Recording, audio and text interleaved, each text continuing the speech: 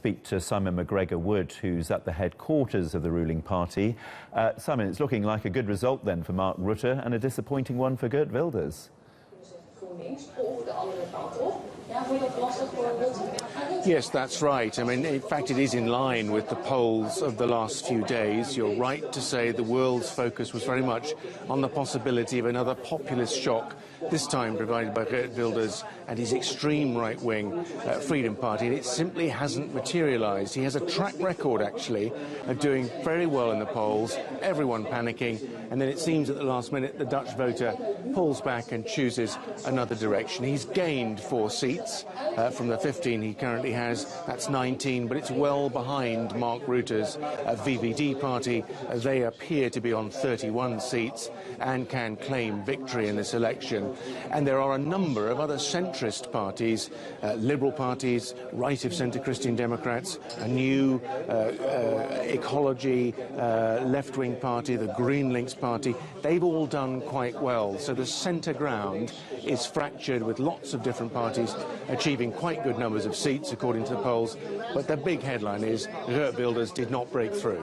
And he was saying before this election that the populist genie would not go back into the bottle.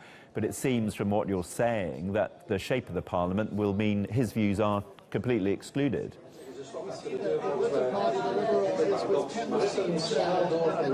Yes, you remember that in the run-up to the election, almost all the party leaders were saying that regardless of the election result, they would not form a coalition government with Geert Wilders. Now, one of the fears was that if he, say, delivered 30-plus seats, it was going to be more difficult for those party leaders, from a democratic point of view, to simply stick to the guns and refuse to deal with him, because then there would be all sorts of concerns about the representation of all the people who had voted for him. But it hasn't happened. And with only 19 seats, to put it crudely, he is easier to ignore now. And I think now the party leaders will be looking at the very complicated task of building a coalition. But Geert Wilders, they will not have to worry about. And this is the first of 3 fairly crucial elections in Europe this year. How much of a relief will this be to the European Union, the fact that this populist character has not got the results that he wanted?